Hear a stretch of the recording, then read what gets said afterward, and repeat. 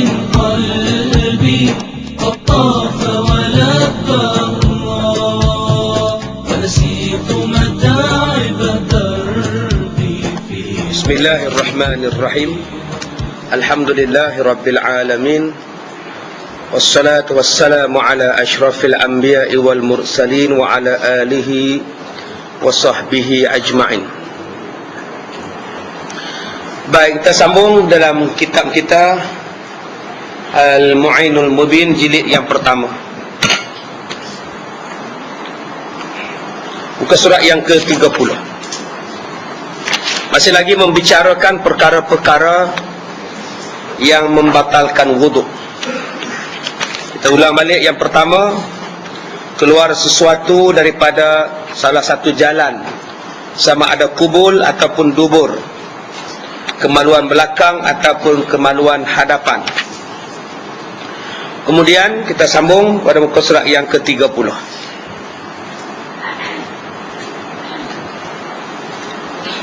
Maka jika dikatakan pada asalnya ketiadaan keluar, jawabnya bahawa tidur itu ialah menjadikan sangkaan bagi keluar sesuatu dengan tiada disadari yang menempati tempat yang yakin, sebagaimana diberikan pengakuan yang berfaedah bagi sangkaan yang menempati tempat yang yakin pada pekerjaan yang ditanggung oleh seseorang.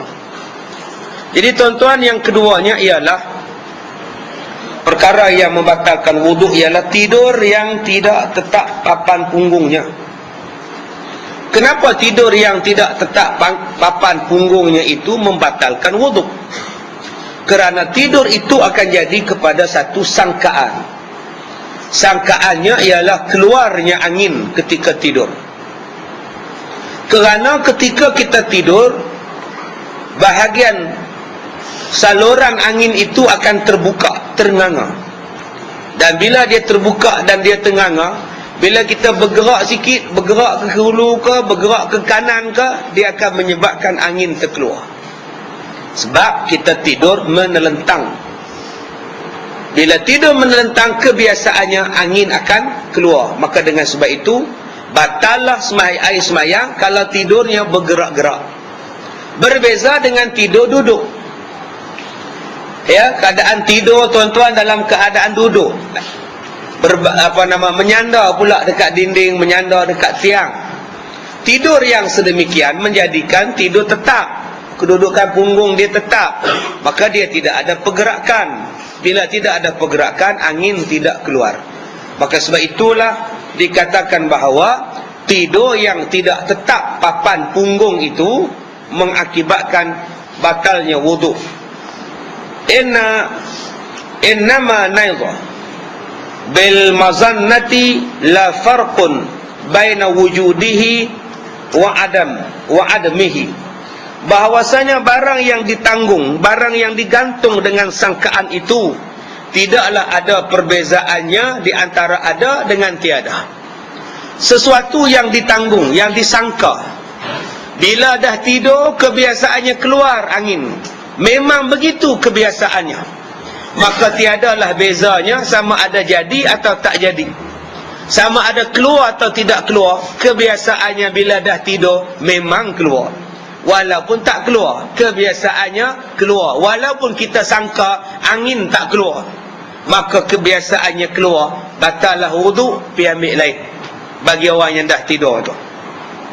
Adapun apabila tidur, maka tiadalah batal wuduknya kerana terpelihara keluar sesuatu ketika itu daripada duburnya.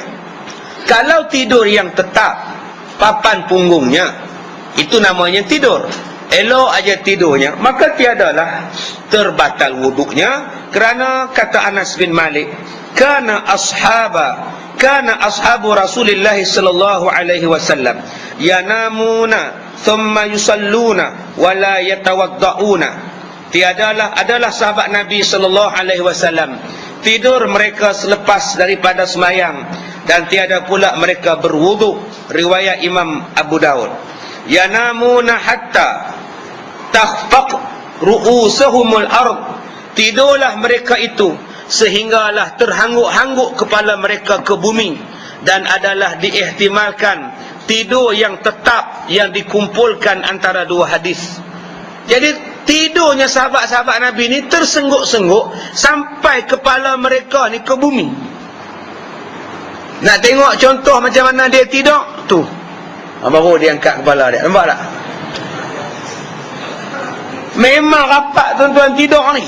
Tu adik kita menjadi contoh teladan yang begitu baik. Dia tak batal. Tuan-tuan jangan susah hati. Tak batal tu. Dia duduk elok-elok, kepala dia tunduk ke bawah sekalipun, tak batal wuduknya. Sebab kedudukan punggung dia tetap. Jadi tuan-tuan jangan susah hati kalau sembahyang Jumaat. Memang tabiat manusia ni, asal sembahyang Jumaat tidur, asal tidur khutbah Jumaat. Waktu yang paling selesa nak tidur khutbah.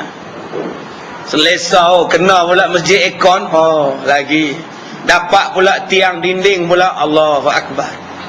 First classnya ni tuan-tuan. Sebab tu kita kena fahamlah, bila dia terus sembahyang walaupun tak ambil wuduk, hukumnya sah sebab tak batal. Jadi tuan-tuan boleh kejut dah. Tengah duduk tidur, tuan-tuan kejut dah, habis dah khutbah, bangun mat, sembahyang. Terus dia sembahyang, tak ambil wuduk, sah. Okey.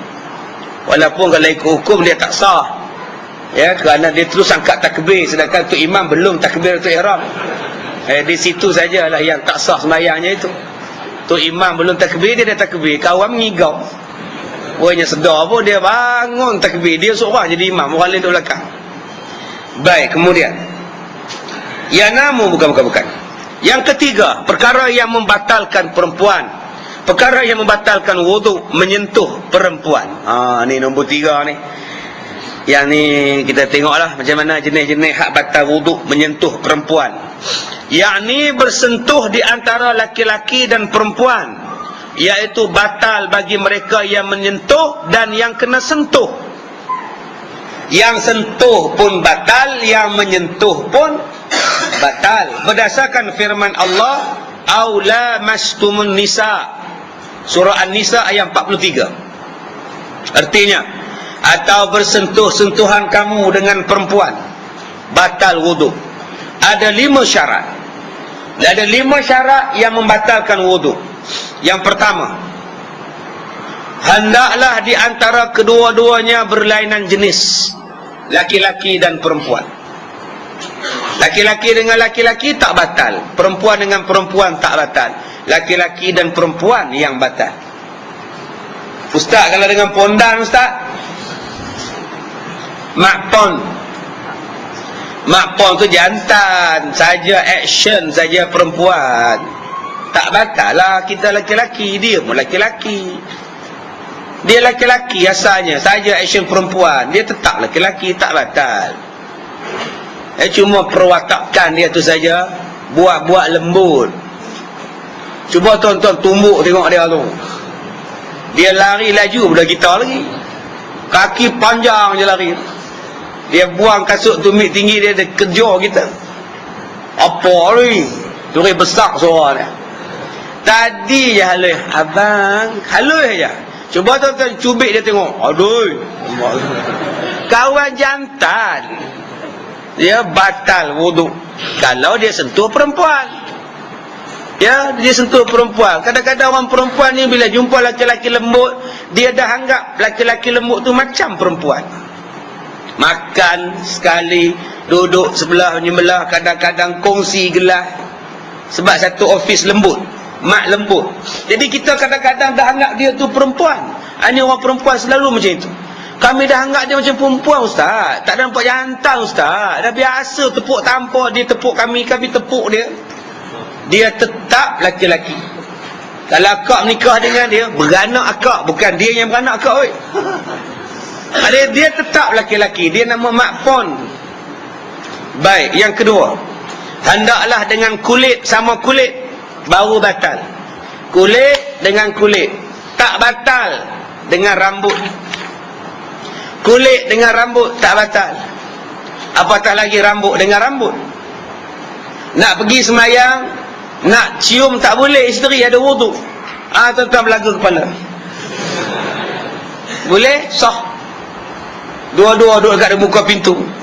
Ataupun dengan gigi. Sebab itu orang yang mempunyai kelebihan gigi untung.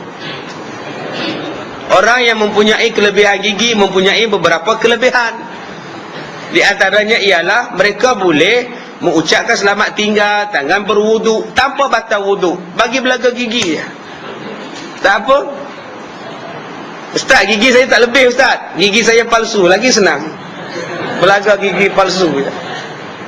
Kesian kita tengok iklan-iklan yang membodohkan orang Melayu dalam TV. Tuan-tuan tak rasa kan? Tak terasa ke bila tengok televisyen? Iklan-iklan orang Melayu semua jadi bodoh-bodoh. Yang tak berakhlak orang Melayu. Naik kereta pergi langgar orang tua, naik basikal. Jatuh tunggal langgar orang tua tu. Budak-budak yang angkat orang tua ni, "Oi, mailah tolong. Apa pula, bukan salah aku. Aku dah lewat nak ke rumah kekasih aku."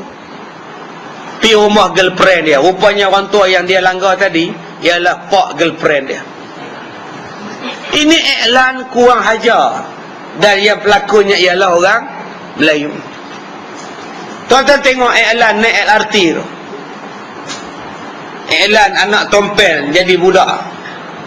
Mai orang mengandung dia buat pejam mata. Mai orang buta sampai belaga besi dia buat dia saja. Tak nak bagi orang buta duduk. Tak nak bagi orang mengandung duduk. Tak nak bagi orang perempuan duduk. Dia tunjukkan budak Melayu jahat. Perempuan dalam filem, dalam iklan tu perempuan India mengandung. Perempuan Cina bawa sayur sampai jatuh sayur-sayur dia, Cina. Tapi budak Melayu kurang ajar, tak nak bagi. Semua filem, drama, iklan semua memburukkan orang Melayu. Tuan-tuan, ni pertubuhan Melayu tak nak bantah lah. Kenapa buat iklan orang Melayu jadi bodoh? Orang Melayu jadi teruk. Semua yang teruk-teruk dapat bangsa Melayu. Semua perangai teruk dapat pada bangsa Melayu. Dibuatkan iklan. Iklan orang Melayu naik basikal. Macam-macam ada orang Melayu juga. Iklan orang Melayu pakai rambut palsu, tercabut rambut naik atas pokok nyok, orang Melayu juga. Iklan gigi palsu pun orang Melayu. Budak-budak tu apa lagi? Selalu ketawakan saya. Nampak tak iklan gigi palsu tu? Tetapi sejak saya menggunakan Boden, sudah tidak lagi. Sekarang saya pula ketawa besar dengan mereka. Tuan-tuan, pelik sungguh. Malulah tuan-tuan. Iklan tuala wanita pun Melayu. Kenapa ni tak nak pergi ke majlis makan malam? Tak naklah, saya datang bulan. Tidak perlu lagi bimbang. Gunakanlah tuala wanita. Iklan tu tak payah iklan tuan-tuan. Lah dah. Lepas-lepas pakai terus melompat, saya bebas, kata dia. Kenapa tak bubuh bangsa lain? Kenapa perlu orang Melayu? Budak-budak yang curi buah jambu, orang Melayu. Pakai baju putih, menyorok dekat dinding putih. Tuan punya pokok jambu tak nampak siapa dia ni, pasal pakaian semua putih. Kenapa iklan yang mencuri letakkan bangsa Melayu? Yang ni yang kita kena ubah tuan-tuan. Siapa pembikin filem? Siapa di sebalik barang-barang yang dibuatkan iklan itu? Barang apa yang nak diiklankan? Produk apa yang nak diiklankan? Siapa pengarahnya? Siapa syarikat filem iklan itu? Kenapa mereka memburukkan bangsa kita macam itu? Kalau kita tengok di tempat-tempat lain, iklan-iklannya iklan yang bagus. Iklan yang bagus. Tuan-tuan tengoklah negara-negara lain, dia jaga bangsa dia. Dia jaga agama dia, supaya orang tak pandang rendah pada agama dan bangsa. Kalau buat filem yang menaikkan status bangsa, filem yang memberikan semangat kepada status agamanya. Tapi berbeza dengan Malaysia, pembikin filem, khususnya filem iklan, merendahkan martabat yang tak sepatutnya diluluskan dalam penyiaran di televisyen. Yang ketiga, boleh belaga di antara kuku dengan kuku, tak batal. Kuku dengan kulit pun tak batal. Dia yang batalnya kulit sama kulit. Kulit dengan rambut, kulit dengan gigi, kulit dengan kuku, tak batal. Baik, yang ketiga, hendaklah dengan tiada berlapik. Kalau berlapik tak batal. Pegang belakang isteri dengan telekung, tak apa. Ya, pegang berlapik. Yang keempat, hendaklah salah seorang daripada keduanya sampai had yang ada syahwat. Kalau belum ada syahwat, tak batal. Umur 4 tahun belum ada syahwat. Dia satu budak perempuan umur 5 tahun. Uncle, salam. Dia cium tangan kita. Uncle ada wudu, batal. Tak batal. Budak tu belum ada syahwat. Tapi kalau umur dia 14 tahun, uncle. Itu bukan setakat syahwat. Bersalin pun boleh.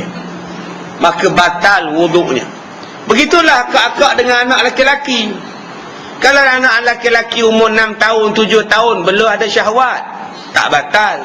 Tapi dengan anak-anak tahfiz ni, semua bersyahwat dah ni, batal lah ni. Walaupun mereka baru tingkatan 3, belum lagi baru tingkatan 2, tapi syahwat dah ada. Di sini dia kata batal. Yang kelima, yang bukan mahram. Maksudnya yang boleh kahwin. Mahram maknanya tak boleh kahwin. Bukan mahram maknanya boleh kahwin. Yang membatalkan air semayang dengan sebab boleh kahwin. Sama ada yang bukan mahram dengan sebab nasab, keturunan. Adik, abang tak batal. Ayah dengan anak tak batal. Tok dengan cucu tak batal. Okey, itu nasab. Ataupun sesuatu yang berambil-ambilan. Sesuatu yang berambilan maksudnya ialah mak mertua, bapa mertua, tok mertua, menantu, tak batal. Itu berambil-ambilan. Dan makna padanya ialah tempat yang bukan mendatangkan syahwat. Mak bukan tempat syahwat kita, anak bukan tempat syahwat kita. Maka tempat yang mendatangkan syahwat, orang yang boleh bersyahwat, maka batallah semayangnya. Kata setengah pendapat ulama pula, la mastum, ialah adalah makna dengan perkataan boleh berjima, jami'tum, benda yang boleh kamu berjima dengan dia, maka batallah air semayang. Sesiapa yang kita boleh berjima, sesiapa yang kita boleh bersetubuh, batal. Siapa dia? Ada ipar, biras, itu boleh kahwin tu, batal. Siapa lagi yang boleh kahwin, yang boleh bersetubuh? Apa nama? Anak angkat, itu batal. Pak saudara suami ataupun mak saudara belah isteri, batal. Jaga-jaga ni. Suami anak tiri, kita dah buat dah 2 bulan lepas, keluarga 69. Suami kepada anak tiri, isteri kepada anak tiri. Yang tak batal anak tiri, yang batal suaminya. Akak-akak dengan suami anak tiri yang batal. Abang-abang dengan isteri anak tiri batal. Yang tak batal anak tiri, tapi suami dia, isteri dia dengan kita batal. Berpuluh-puluh tahun main semayang. Menantu bawa main semayang di masjid. Menantu siapa? Menantu, bukan menantu saya ustaz, anak tiri saya lah. Suami dia lah yang pimpin saya naik tangga masjid. Kalau tak ada dia ustaz, tak semayang lah saya di masjid. Nasib baiklah ada suami anak tiri, batal air semayang. Dia ambil naik masjid tanpa berwuduk, terus semayang, sedangkan dia sudah pun batal. Banyak orang tak belajar bab ini. Dia tak ambil kisah dengan adik ipar buka tudung, dengan abang ipar buka tudung. Mana boleh buka tudung depan adik ipar, depan beras, mana boleh. Tapi kita buat juga sebab kita kata udah adik-beradik ustaz, udah macam saudara ustaz, 6 harakat ustaz, udah saya anggap macam saudara ustaz. Saya bela dia daripada kecil ustaz, macam anak ustaz. Tuan-tuan panjanglah 10 harakat pun dia tidak menghalalkan yang haram. Setengah orang ni dia mengharapkan halal tu, dia panjangkan tak. Konon-konon ustaz nak simpati pada dia, tak ada maknanya tuan-tuan. Baik. Yang keseterusnya, yang keempat, yang membatalkan wudu, menyentuh kemaluan anak Adam. Oh, maknanya kalau anak Ma'e boleh ustaz, anak Ma'e pun batal juga. Ustaz kata anak Adam je. Anak Adam tu maknanya orang. Cakaplah orang, menyentuh kemaluan orang. Anak Adam. Nak buat macam mana? Ini gaya penulisan. Tuan-tuan sentuh kemaluan kambing? Batal? Kambing. Duk proses kambing punya. Batal? Tak tahu. Geleng tu ada dua. Satu tak tahu, satu tak batal. Tak batal lah pasal dia bukan anak Adam. Yang batalnya anak Adam. Anak dola batal tak? Batal tak? Batal juga. Yang tak batalnya kemaluan binatang. Tuan-tuan sentuh tak batal. Ya, tuan-tuan pergi semayang, lembu kejar. Rupanya lembu naik minyak. Dia sondolnya kemaluan daripada kita. Menatang betul lembu ni. Memanglah lembu binatang. Habis batal semayang aku. Tak ada batalnya, tuan-tuan. Dia lembu. Yang batalnya orang gila kejar, tuan-tuan. Dia buka je seluar dia, kejar kita. Kena, itu barulah batal. Orang gila. Tapi ustaz, dia tak ada akal, ustaz. Walaupun dia tak ada akal, batal juga. Pasal dia orang. Baik. Yang di hadapan atau di belakang. Menyentuh kemaluan orang, sama ada kemaluan sendiri atau kemaluan orang. Sama ada kemaluan di hadapan atau kemaluan di belakang. Sama ada kepunyaan sendiri atau kepunyaan orang lain. Dengan tapak tangan. Ni, tapak tangan. Batal. Ataupun dengan anak jari. Batal. Sama ada yang kita sentuh budak besar atau budak kecil. Budak besar tu siapa? Yang cukup umur. Budak kecil tu apa? Baby. Mak ada air semayang, anak suruh basuh berak. Mama, hei kamu ni, asal mama ada wuduk, kamu berak. Asal kamu berak, mama ada wuduk. Maka tuan-tuan basuh berak anak tuan-tuan, batal lah wuduk. Sebab pegang bahagian punggung anak. Pasal tuan-tuan gosok dengan tapak tangan. Tapi kalau tuan-tuan tak nak batal, boleh gosok dengan kaki. Boleh? Duduk bertenggung. Mama gosok. Tu dia, mama guna kaki. Puk-perak. Anak tengok, ya mama, tunggulah aku besar. Kamu tua nanti, aku dengan kaki juga, kata dia. Tak apa, dengan kaki tak batal. Cuma tak ada adab. Relax ya dengan kaki. Tuan-tuan di rumah, tuan-tuan pembantu rumah ni, pernah tak tuan-tuan tengok dia basuh berak anak tuan-tuan dengan apa? Tak kaki ke, tangan ke, apa ke? Kau semua pada jauh je. Ya. Kalau dengan bapak, mak pun geli dengan anak, pak pun geli dengan anak, orang lain macam mana? Baik, kemudian hukumnya batal bagi orang yang menyentuh sahaja, tetapi tiada batal orang yang kena sentuh. Begitu pula. Yang menyentuh tu batal. Kata dia yang disentuh tiada batal. Sabda Nabi SAW, man massa farjahu falyatawadda.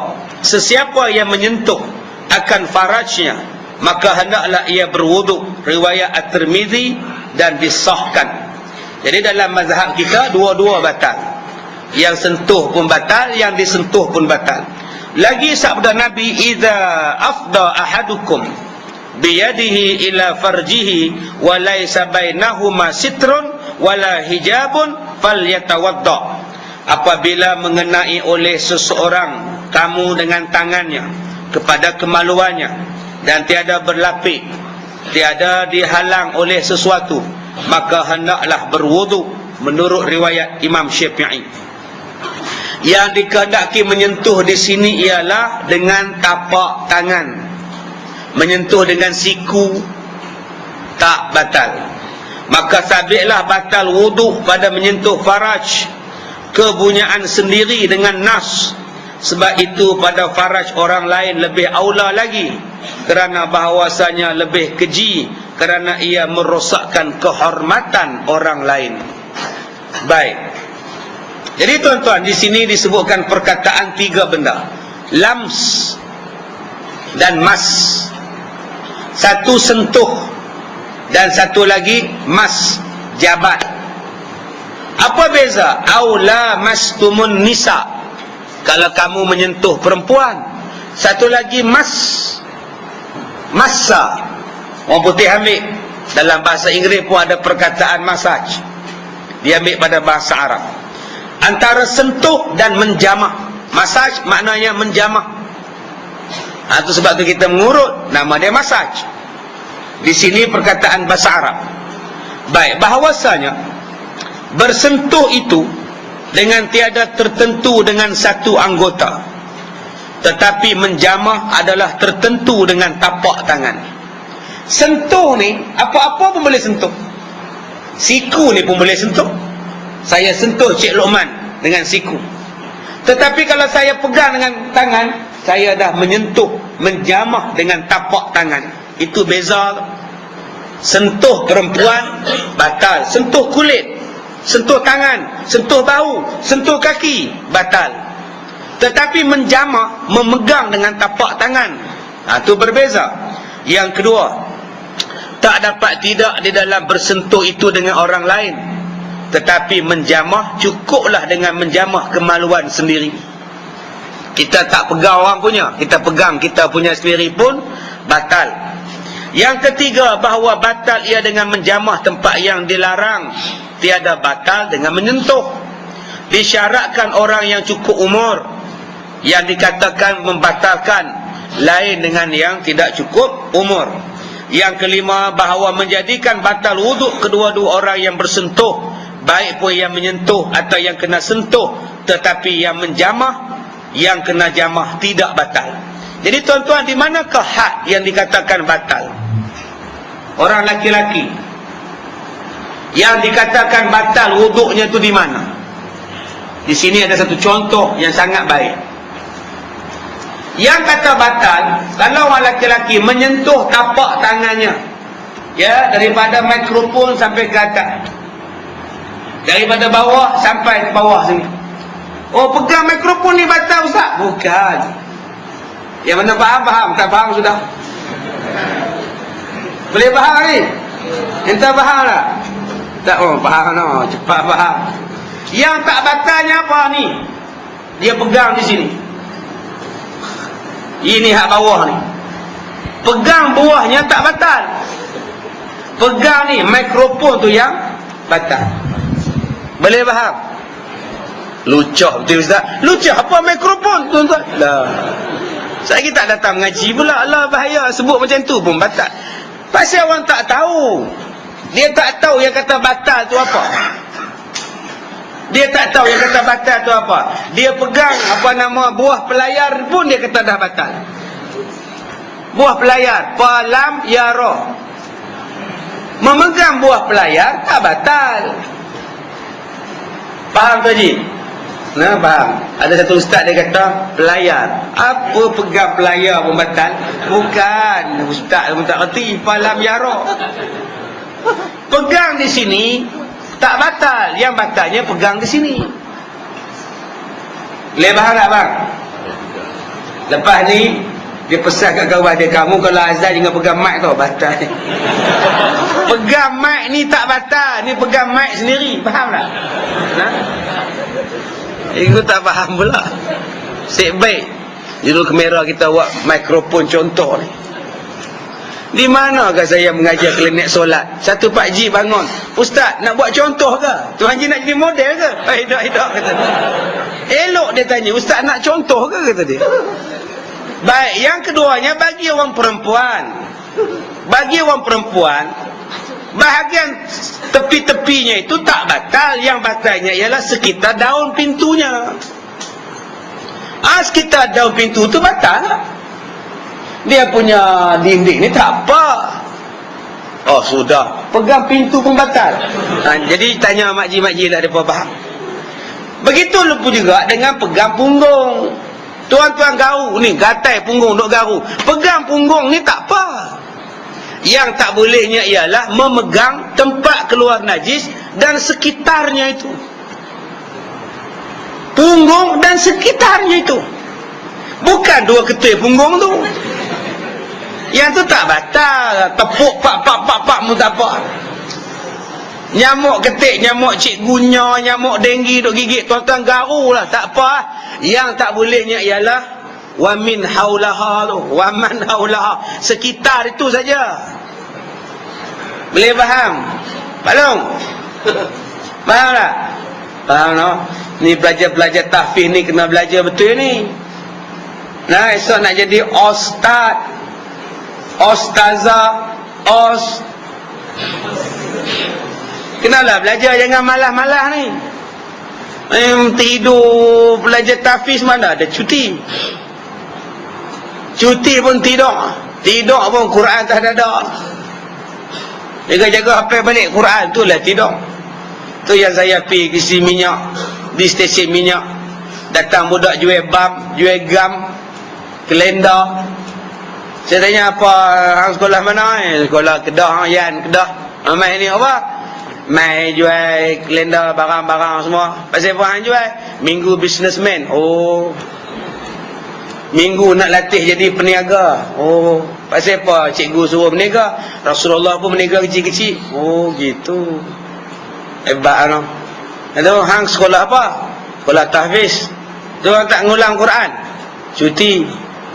Oh, tahfiz boleh cuti ke? Kalau cuti, minggu ni mengaji cari duit, jual barang. Saya kata orang hafal Quran mana ada cuti? Mana ustaz hang? Mana ustaz hang? Ada tidur dalam van. Patut pergi ambil bam tu, pibu kat hidung ke apa ke, biar berdengung hidung dia. Hang suruh budak-budak hang tinggal 40 orang, 20 orang di kepala muka bank, pintu bank, dekat stesen minyak. Hang tinggal budak-budak, hang pergi tidur. Bagus punya ustaz. Biar mereka dengar CD saya ni. Malu tuan-tuan, saya malu. Saya pun ada budak-budak hafal Quran, saya pun ada budak-budak mengaji juga, tapi saya tak suruh budak-budak saya jual barang. Biar saya jual barang tak apa, janji budak-budak hafal Quran. Ni hang pula lepak budak-budak buat. Kesian tuan-tuan, ingat orang tak maki kata budak tu. Enak lah, tak mau. Kesian budak-budak tu, muka sadin je. Bila katalah makilah apa pun, kesian. Jadi adik ni untung. Ustaz-ustaz kita taklah suruh jual bam, gam lagi, kalender lah apa lah. Ada pun nak hafal Quran, sambil hafal sambil berniaga, kesian. Dia untung lagi. Ngaji elok-elok. Hafal Quran elok-elok, bagi ingat lekat 30 juzuk. Jadi macam adik Muhammad tu. Boleh? Duk main dengan duk bully, belajar elok-elok. InsyaAllah 3 tahun boleh hafal Quran 30 juzuk. Itu disiplin orang hafal Quran. Orang Quran dengan orang yang tidak hafal Quran tidak sama. Daripada segi akhlak, daripada segi berjalan. Adik-adik daripada duduk saja-saja ni, ustaz tengok tu. Dia lukis apa tu. Entah tulis apa kat buku entah. Nampak? Doraemon. Orang hafal Quran paling senang nak ingat Quran. Yang pertama sekali mengulang. Yang keduanya bawa semayang. Semayang sunat, apa yang kita hafal tolong bawa lah semayang, insya-Allah ingat. Yang ketiganya apa? Ambil kertas kosong, ambil pen, tulis balik. Tulis balik apa yang dah hafal. Boleh tulis? Kalau adik-adik boleh tulis semuka tu, confirm ingat Quran. Di mana berhenti, di mana ayat sambung. Siap dengan baris lagi. Kemudian compare pula, sama tak sama. Bukan kata suruh baca, ngulang, pejam mata, tidur aja. Ambil, tulis. Satu muka 15 baris, dia boleh tulis. Tak payah tengok Quran. Maknanya orang ini lekat 30 juzuk dalam kepala dia. Daripada tuan-tuan duk lukis kartun apa semua, ambil tulis Quran. Kemudian bila dah tulis semuka, bandingkan balik dengan Al-Quran. Tak mana salah. Itu yang kami dulu buat. Ya, masa saya duk mengaji dulu macam tu lah. Ambil Quran, tulis balik. Mana ada apa, tulis balik. Dan compare balik, baca. Tak mana salah, baris ke apa ke. InsyaAllah tuan-tuan, dia boleh buat. Selain daripada kita mengulang. Ya, kita mengulang balik Al-Quran dan baca semayang. Sunat kita baca Quran. Baik, yang keempat. Yang ke mana tau? Hilang lah dah.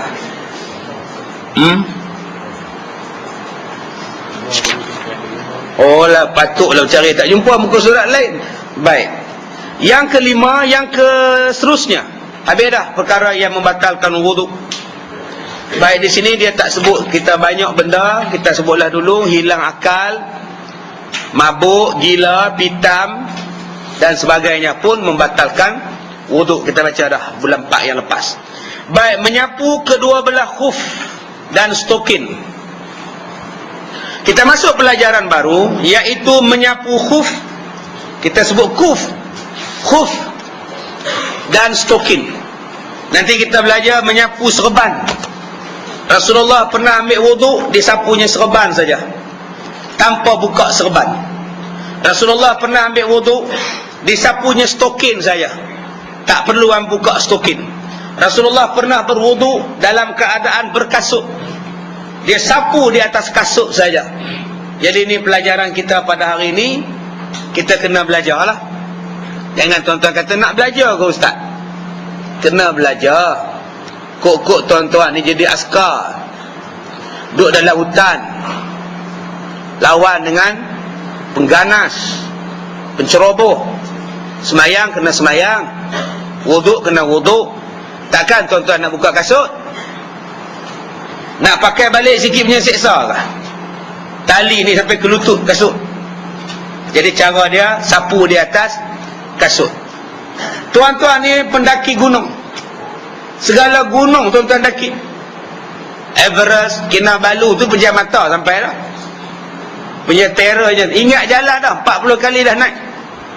Tuan-tuan kena pakai kasut naik gunung Everest. Mana tuan-tuan boleh pakai kasut? Macam mana tuan-tuan nak berwuduk? Mesti belajar cara-cara tuan-tuan nak berwuduk sambil pakai kasut dan sambil pakai stokin. Ataupun tuan-tuan berjalan di tengah padang pasir yang panas, mana boleh buka kasut, melecup kaki tuan-tuan. Mesti pakai kasut. Bila nak wuduk macam mana? Ini yang kita nak belajar. Tuan-tuan menghadapi penyakit, tidak boleh buka stokin. Asal buka, sakit. Asal sakit, buka. Maka tuan-tuan perlu sapu di atas stokin. Yang ni, ya, sama-sama kita belajar. Mudah-mudahan kita faham. Menyapu atas kedua khuf dan stokin itu harus ketika berwuduk, sebagaimana ganti daripada membasuh kedua-dua belah kaki. Ganti. Ustaz, kalau macam sekarang ustaz, saya orang perempuan, saya ambil wuduk depan orang lelaki-lelaki ramai ustaz. Aku ambil wuduk di mana? Aku ambil wuduk di rumah kenduri kahwin. Aku ambil wuduk tempat tengah stadium. Kami nak semayang dalam stadium. Lepas ni ada ceramah perdana. Jadi kau terbatai, kau nak ambil air semayang tengah-tengah padang, boleh ustaz? Boleh. Nak buka stokin ustaz, orang nampak aurat kaki ustaz, tak payah buka stokin. Nak selak dah ustaz, tak payah selak. Tudung nak buka dah ustaz, tak payah buka tudung. Basuh muka macam biasa. Masukkan tangan celah-celah tudung ni, sapulah. Tangan ambil air mineral, sapu sajalah. Tak payah nak selak-selak sarung tak ni apa nama lengan. Janji air tadi sampai ke kulit tangan. Serupalah dengan stokin. Stokin kita nipis, buka kasut, basuh saja stokin tadi sampai stokin tadi meresap kena kepada kulit kaki. Sah, tak payah dedahkan aurat.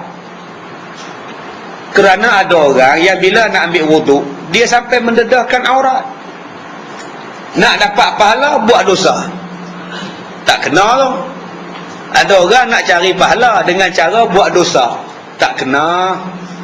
Dia nak cari pahala mesti dengan jalan berpahala. Tak boleh dengan jalan yang tidak berpahala. Kenapa kamu curi kain pelikat? Aku nak semayang. Aku ada seluar pendek, kain pelikat tak ada, tu aku curi dekat ampayan. Minta-mintalah Allah ampunkan dosa aku. Ni aku baik, aku nak semayang. Apa perlu kamu mencuri sampai nak semayang? Datanglah semayang. Sikit punya banyak ke kain pelikat di masjid? Mana ada ustaz? Tak nampak pun. Tu yang warna biru. Tu langsir tu. Tuan-tuan bukalah cakok dia. Dah gulung. Abang Man tengok ya. Makna pun tengok. Nak curi ke?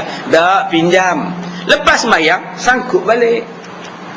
Akak-akak orang perempuan nak semayang, telekung tak bawa, langsir tu boleh pakai. Dia pakai baju t-shirt seluar jean, mana boleh semayang? Ambil langsir tu, pekuk muka, lipat, nampak muka. Allahu Akbar. Sah semayang. Apa masalah? Ustaz, itu kalau ada langsir, Ustaz. Kalau tak ada langsir, ni sejadah tu imam sikit punya panjang ke? Ni besar ni sejadah tu imam ni, tuan-tuan lipat jadi kain plekat. Boleh. Apa masalahnya? Ustaz, kalau sejadah tu imam pun kecil, Ustaz. Telefon saya, insya-Allah saya bagi jawapan. Ada orang yang dia tanya. Punya tak nak semayang. Punya tak maunya semayang ni. Baik. Dan kata dia, tetapi tidaklah boleh menyapu kedua-duanya, melainkan yang pertama, dihilangkan najis terlebih dahulu. Yang ada pada stokin, yang ada pada kasut, bersihkan dulu. Yang ada pada tubuh badan, bersihkan dulu. Tetapi kata dia, dan mandi, sekalipun mandi sunat, dan juga tiada boleh menyapu atas sebelah kuf dengan tidak dibasuh sebelah lagi. Syarat yang kedua ialah, kalau dibasuh kasut, disapu pada kasut, dua-dua kena sapu. Jangan sebelah sapu, sebelah tak sapu. Ustaz, hukum ni masih relevan ke Ustaz? Hukum fiqh sampai kiamat masih relevan. Kalau tuan-tuan tak relevan, orang Arab relevan. Mereka tidur malam-malam dengan kasut, sejuk di tengah pasir, padang pasir. Orang yang jadi askar cukup relevan dengan benda ini sampai kiamat. Mereka mana boleh nak buka kasut suka hati mereka, sentiasa bersiap siaga. Islam ni tuan-tuan punya hebat. Orang yang duduk di Eskimo mana boleh buka kasut 24 jam dengan kasut. Mereka buka kasut, krem kaki mereka. Inilah dia tuan-tuan agama Islam, agama yang sangat sempurna. Tuan-tuan sekarang berada di mana? Ada jawapan. Tuan-tuan duduk di bumi Khatul Istiwa, ada caranya. Tuan-tuan duduk di Eskimo, ada caranya. Semua tempat kita di dunia ada cara untuk beribadah. Dalam hutan ada cara beribadah. 3 orang masuk hutan, sesat. Hari makin gelap. Bila tanya, sekarang sudah zuhur, dah pukul 2 man, zuhur dah man. Kiblat mana man? Tak tahu, sudah gelap, mana nampak hutan tebal ni. Tapi aku nampak tadi masa kita mula masuk, matahari belah sana. Mana belah sana? Kita datang belah situ, belah sana lah. Merapu koma ni. Belah sini. Ada belah sana, belah sini. Aku yakin belah sini. Yang Man kata aku yakin belah sini. Dul kata aku yakin sini. Tiga-tiga semayang, berbeza kiblat. Seorang belah sini, seorang belah sana, seorang belah kiri. Allahu Akbar. Masing-masing ijtihad, hukumnya sah semayang tiga-tiga. Tengok-tengok kiblat belah sini, 4-4, 3-3 tak betul ni, tetap sah semayang. Apa yang tak ada jawapan? Semua ada jawapan. Dalam menentukan kiblat, dia ada dua. Satu, buta kiblat. Satu, celek kiblat. Apa dia buta kiblat? Buta kiblat ialah tak ada orang untuk kita tanya. Tak ada orang. Duduk dalam hutan nak tanya dengan siapa kiblat? Pokok kiblat belah mana? Kiblat pokok tak boleh jawab. Itu nama dia buta kiblat. Yang kedua, buta kiblat ialah langsung gelap, tak nampak apa. Itu namanya buta kiblat. Yang ketiga, buta kiblat maknanya ialah tak ada angin, tak ada bulan, matahari pun tak nampak, bintang pun tak nampak. Itu dipanggil buta kiblat. Kiblat boleh ditengok dengan apa? Pertama, matahari. Kedua, bulan. Cahaya bulan. Daripada cahaya bulan kita boleh tengok kiblat belah mana. Sekarang tuan-tuan tengok anak bulan. Anak bulan sekarang hujung-hujung. Hujung-hujung. Tengah bulan mesti duduk di tengah waktu bulan mengambang. Waktu anak bulan kecil kita boleh tahu. Yang ketiga, kiblat boleh diketahui dengan angin. Angin tu dia datang daripada arah barat, orang boleh tahu mana dia arah barat, mana dia angin monsun. Sebab tu kita kena belajar. Makin kita belajar ciptaan Tuhan, makin kita tahu mana dia kiblat. Kiblat juga boleh diketahui dengan bintang. Mana matahari tidur, matahari tenggelam. Tapi bila kita tak belajar tuan-tuan, itu yang jadi pening. Sebab kita hanya faham kiblat tu dengan matahari. Sedangkan kiblat boleh dapat daripada 4 sumber. Tak tahu sumber ini, maka tuan-tuan dipanggil buta kiblat. Maka orang yang buta kiblat, maka dia boleh berijtihad mana-mana dia berkiblat, hukumnya sah sembahyang. Yang kedua, celek kiblat. Celek kiblat maknanya dia boleh tanya orang walaupun bukan Islam. Dia masuk hotel, dia tengok kiblat, tak nampak matahari, bulan pun tak nampak. Dia sampai malam, dia telefon tu Mak Saleh hak jadi apa nama penyambut tetamu di bawah, pendaftaran di bawah. Dia tanya mana dia kiblat. Dia kata apa kiblat, kami tak tahu kiblat apa, kami tak tahu. Dia tanya orang sebelah, halo, siapa di dalam? Aku di luar. Keluar-keluar pun Mak Saleh, kiblat apa? Apa kiblat? Boom, dia tutup pintu. Seorang pun tak tahu nama dia. Itu celek kiblat. Dia masih lagi dipanggil celek kiblat sebab dia boleh tanya. Masih lagi dikira celek kiblat. Orang buta, walaupun dia buta, dia tak nampak, tapi dia masih celek kiblat sebab dia boleh tanya. Walaupun dia buta. Ustaz, saya buta Ustaz. Habis tu saya mayang kodan saya agak-agak ni mayang. Tak boleh abang kena tanya orang kiblat belah mana. Mesti ada orang tunjuk pada abang. Walaupun abang buta, abang tetap dikira celek kiblat sebab ada orang boleh jawab, ada orang boleh tanya. Yang kedua, celek kiblat itu apa? Dia nampak matahari, dia nampak cahaya, dia nampak bulan, dia boleh kesan daripada benda itu.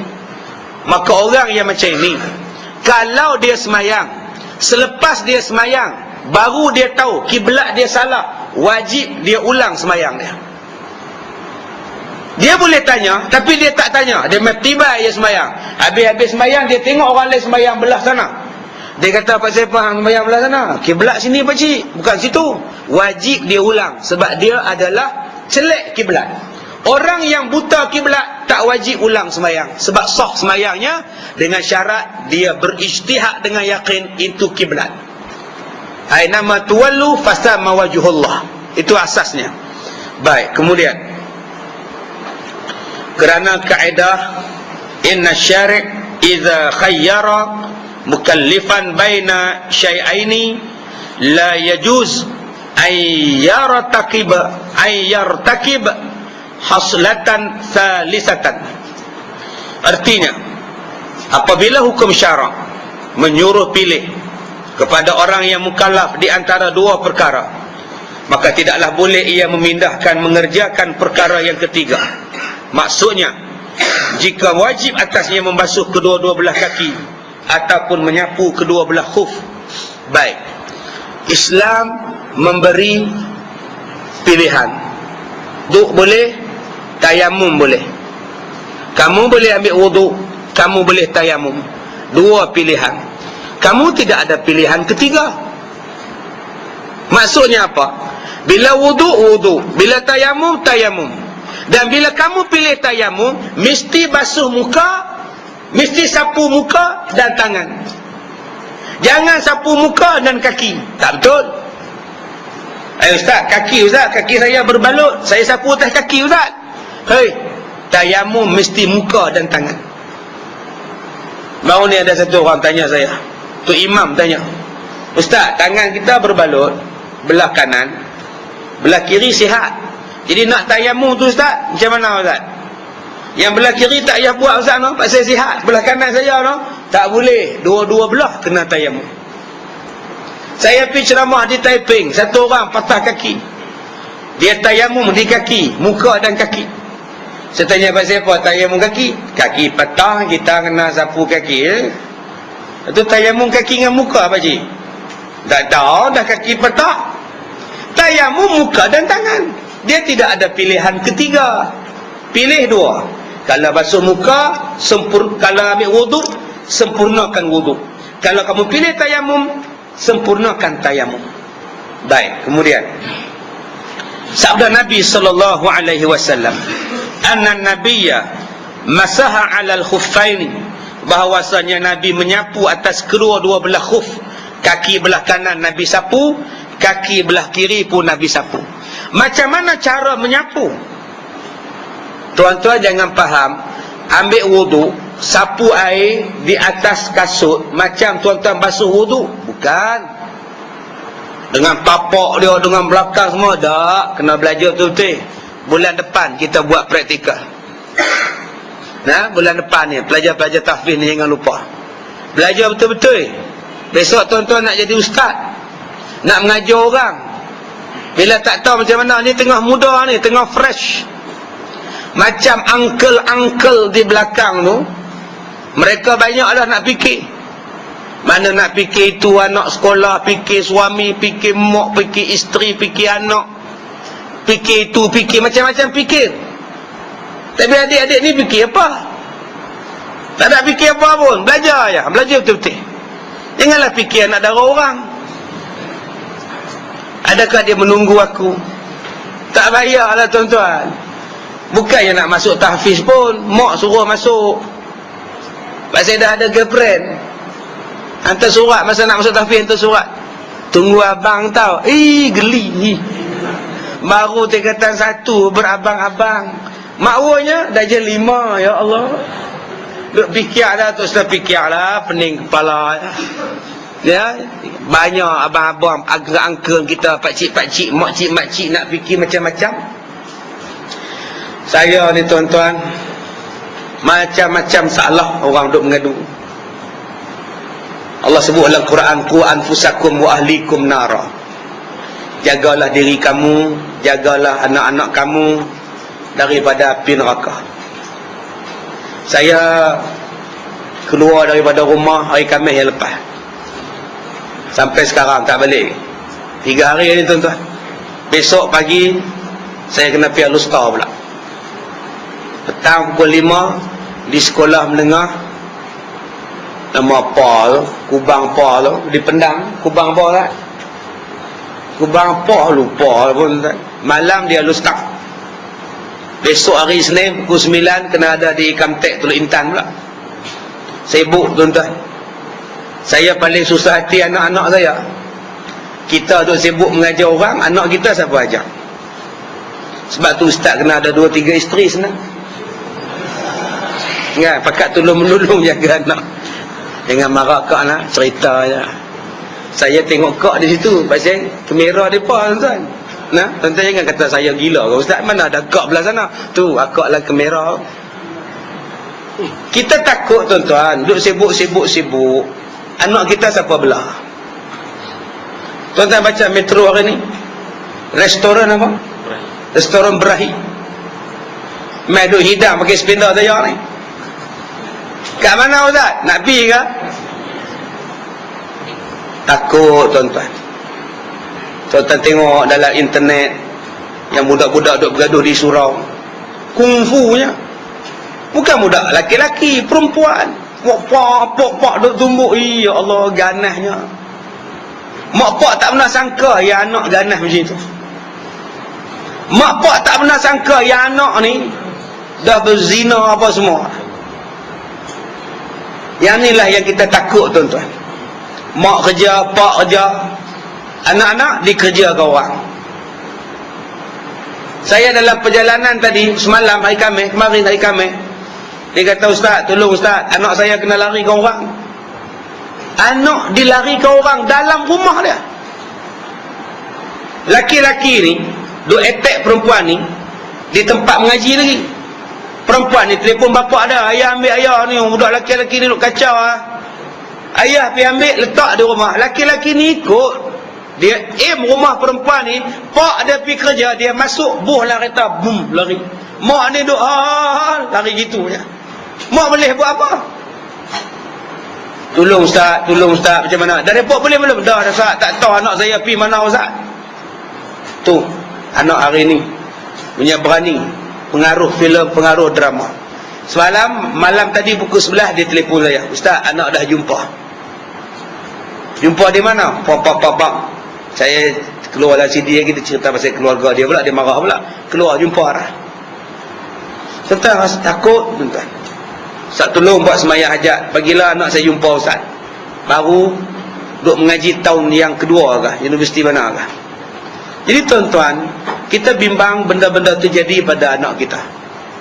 Anak kita isap dadah, kita tak tahu. Anak kita duk keluar malam-malam dengan siapa, kita tak tahu. Saya dah kata dah tuan-tuan, tolong semak handphone anak tuan-tuan. Ambil handphone dia, check satu-satu dalam galeri dia ke, dalam apa benda ke, tolong semak. Tolong semak SMS dia. Tolong tengok nombor-nombor yang dia dial. Tolong kenal kawan-kawan dia. Mak bapak tak kenal kawan-kawan anak. Kalau dia ada teman laki-laki, panggil laki-laki tu. Mak bapak kamu duduk di mana? Kamu orang mana? Kamu kerja apa? Anak kita bergayut malam-malam, telefonnya engage setiap malam. Dengan siapa? Anak kita pergi sekolah, naik bas. Pasal apa hari ni? Naik motor. Motor siapa dia naik? Kena buat betul tuan-tuan. Tadi anak laki-laki kita beritahu, ayah tadi ada kawan kakak menyembang depan rumah, depan pintu pagar. Akak duduk atas motor dia, dua-dua orang. Laki perempuan? Laki ayah. Kena tahu laki itu siapa. Ada mak bapak, anak-anak menyembang sampai 2 pagi depan pintu pagar rumah, mak pak tak panggil masuk. Anak darah seluar pendek ya. Tu laki duk raba paha.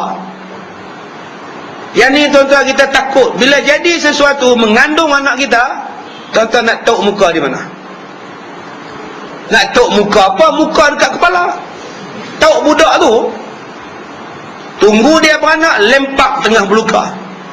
Pak lempak, mak tolong lempak, opah tolong korek lubang. Elok. Anak cucu tolong beranak. Punyanya jahatnya, mak jahat, pak jahat, tok jahat, anak menjahat. Kita tak mau benda ni jadi pada kita tuan-tuan. Yang bukan-bukan jadinya.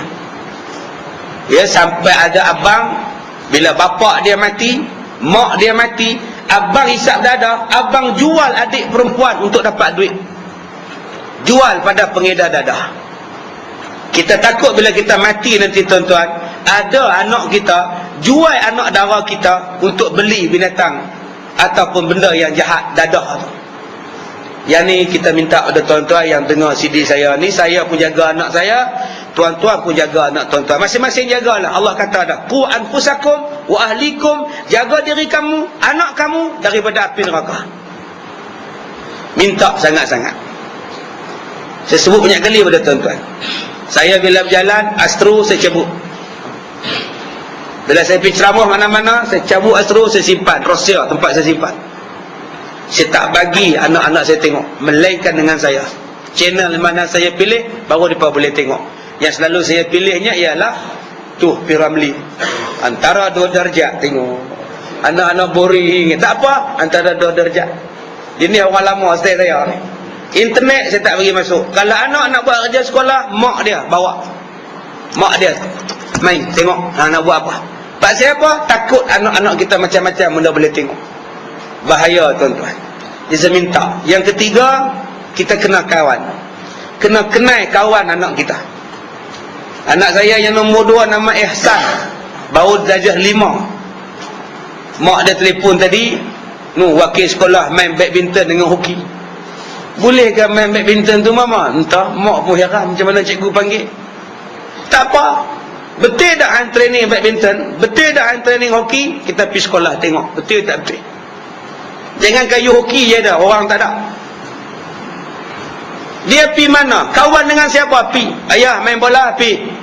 Sehari saya pi tengok di padang. Ada tak dia? Ada tak apa, saya pi mengajak. Kalau tak ada, saya cari berdepan. Yang ni kita kena buat. Kita tak tahu apa benda yang mereka akan buat. Kalau awak masuk dalam rumah, saya tak akan bagi kunci pintu. Kawan-kawan dia datang buat kerja sekolah, bawa buku main. Nak masuk dalam bilik boleh, tapi jangan kunci pintu. Saya ayah nak masuk. Nak tengok apa buat apa, main ke, menyembang ke. Sebab ada anak yang masuk dalam rumah dia, bawa kawan-kawan naik tingkat atas, kunci pintu. Tak apa dia buat, kita tak tahu. Tuan-tuan pernah tahu tak, ada anak laki-laki naik kerabat tingkat 2 rumah dia, anak dara di atas, naik tu, pakai tali tu, naik. Anak dara buka tingkap, masuk. Yang pak dengan mak duk tengok ceplos.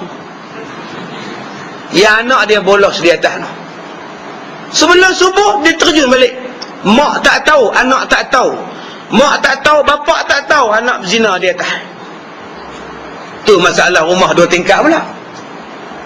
Ni yang kena kaji sungguh tuan-tuan. Zaman sekarang ni macam-macam boleh buat. Sebab tu saya minta pada tuan-tuan, kita lebih banyak masa dengan anak-anak. Ambillah peluang, cari masa untuk kita lebih dengan isteri, lebih dengan anak-anak. Saya dah katalah dulu, makan berjemaah, boleh cuti sekali, bawa cuti. Baru ni saya cuti 2 minggu, bawa anak-anak berjalan. Ambil cuti, biar mereka rasa rapat dengan kita, biar mereka rasa tak ada benda malu untuk nak tanya, nak mengadu masalah. Sekarang ni dah banyak sangat guide-guide-nya yang menghalang anak-anak rapat dengan kita, sampai kita tak tahu anak sendiri mengandung. Dan bila beranak, anak tu dibungkus dalam paper, diletakkan bawah katil. Mak tahu anak dia beranak bila bau busuk. Bila cari dalam bilik tidur anak dara dia, mayat baby tu tuan. Kita tidak mau benda tu berlaku dalam rumah kita. Dan saya suka sebutkan pada tuan-tuan, semua orang ada masalah. Masalah anak ni, jangan duk kata ustaz tak ada masalah. Saya ni ustaz. Yang mai jumpa saya banyak ustaz dan ustazah. Anak-anak masalah.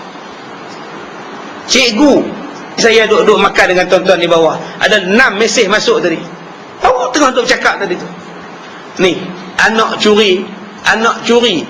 Ni apa, kamera digital. Cikgu sekolah, tolonglah ustaz, anak saya nak jual semalam tu. Tak tahu lah ustaz, dia duduk main.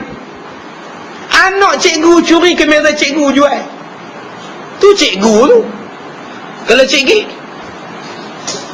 semua orang ada masalah. Tu saya cakap banyaklah. Pakar motivasi lagi berlambak masalah. Kita duk tengok pakar motivasi duk cakap, oh seronoknya, mesti anak dia bagi. Depa menteruk tuan-tuan ni. Semua orang ada masalah. Sebab itu kalau ada orang yang boleh bantu selesaikan masalah kita, terima kasih. Kalau ada orang nasihat anak kita, terima kasih. Kalau ada orang bagi tahu pada kita perangai anak kita, terima kasih. Jangan marah, sebab kadang-kadang kita tak tahu perangai anak kita yang sebenarnya. Saya selalu sebut dalam ceramah, kadang-kadang polis lebih mengetahui anak tuan-tuan daripada diri tuan-tuan sendiri. Rekod anak tuan-tuan semua ada di polis.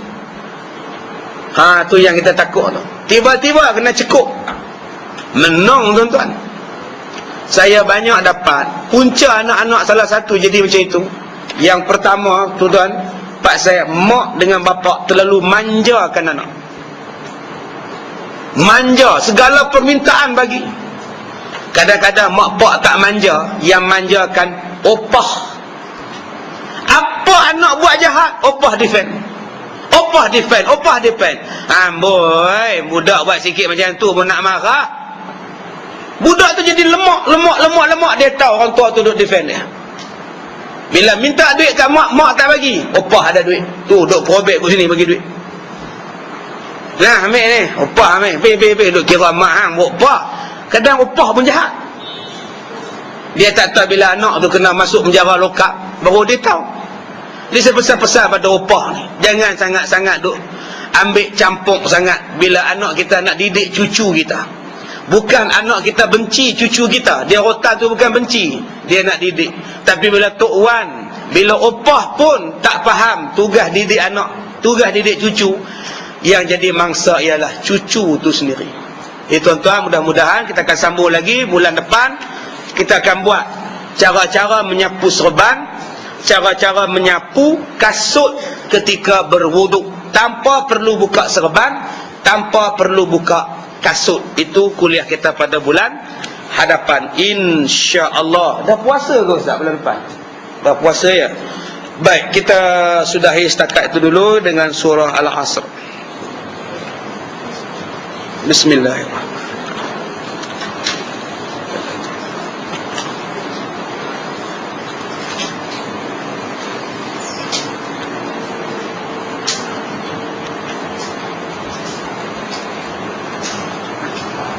Ni ada satu soalan masuk ni kejap ya.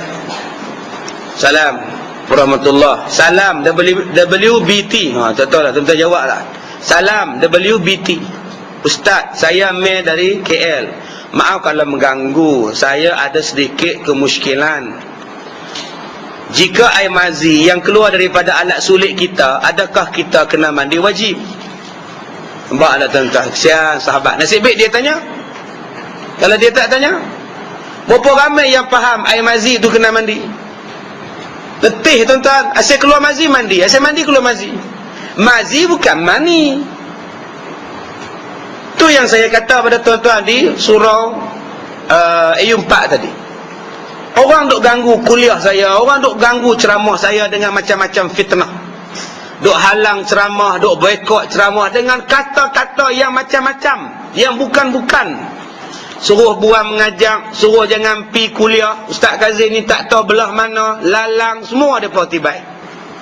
Tapi mereka tak tahu yang ceramah kita ni tuan-tuan dah melepasi macam-macam manusia. Ceramah kita, CD kita, kuliah kita dah masuk dalam rumah orang tak reti mengaji. Mereka dah nak mengaji. Ni soalan ni, dia mesti dengar daripada CD saya.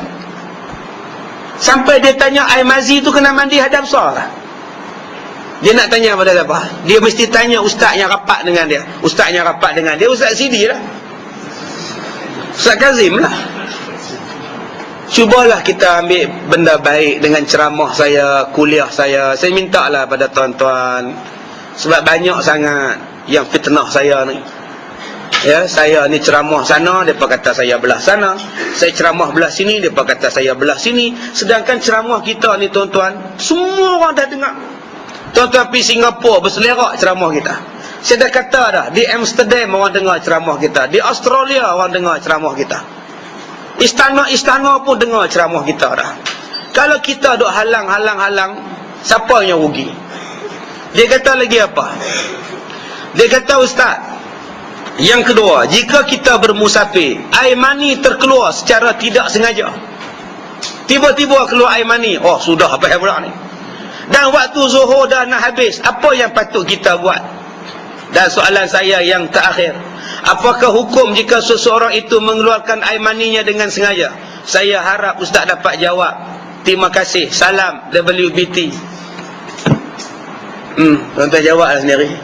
Nah, sikit ini asas punya tuan-tuan soalan. Dia tak boleh jawab. Tapi kenapa dia tanya? Sebab dia tak tahu. Kenapa dia tak tahu? Pasal dia tak mengaji. Sekarang baru dia nak mengaji. Dengan apa? Dengan CD. Tiba-tiba ada orang boikot CD saya, marah kuliah saya, tak bagi masuk saya mengajak. Siapa yang rugi tuan-tuan?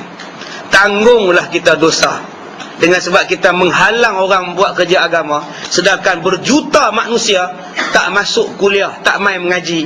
Mereka hanya dengar dalam kereta, mereka hanya dengar dalam televisyen. Kita halang pula. Tu yang saya cukup rasa terkilan dengan sebilangan manusia yang perangai macam tu, yang kerja memfitnah saya. Apa saya buat, semua orang fitnah. Apa saya buat? Buat sekolah orang fitnah, mengajak orang fitnah. Saya tak tahu mereka ni perjuangkan apa. Sedangkan kalau tuan-tuan baca mesej-mesej saya ni, yang bukan-bukan punya mesej semua dah, yang saya rasa tak patut orang tanya, tapi masih ditanya. Dia mudah-mudahan dengan sokongan tuan-tuan, mudah-mudahan gangguan-gangguan, boikot-boikot yang berjalan ini berhenti begitu sahaja, insya-Allah. Bismillahirrahmanirrahim. Alhamdulillahi Rabbil Alamin. Wassalatu wassalamu ala ashrafil anbiya'i wal mursalin wa ala alihi wa sahbihi ajma'in. Allahumma inna naj'aluka fi nuhuri a'da'ina wa na'udzubika min syururihim. Allahumma baddid syamlahum wa farriq jam'ahum wa shattit kalimatahum wa zalzil aqdamahum wa sallit alaihim kalban min kilabik ya qaharid jabbar ya muntaqim. Allahumma ya munzilal kitab wa ya mujriyas sahab wa ya hazimal ahzab ihzimhum wansurna alaihim. Walhamdulillahi Rabbil Alamin. Saya minta maaf jika terkasar bahasa. Assalamualaikum warahmatullahi wabarakatuh.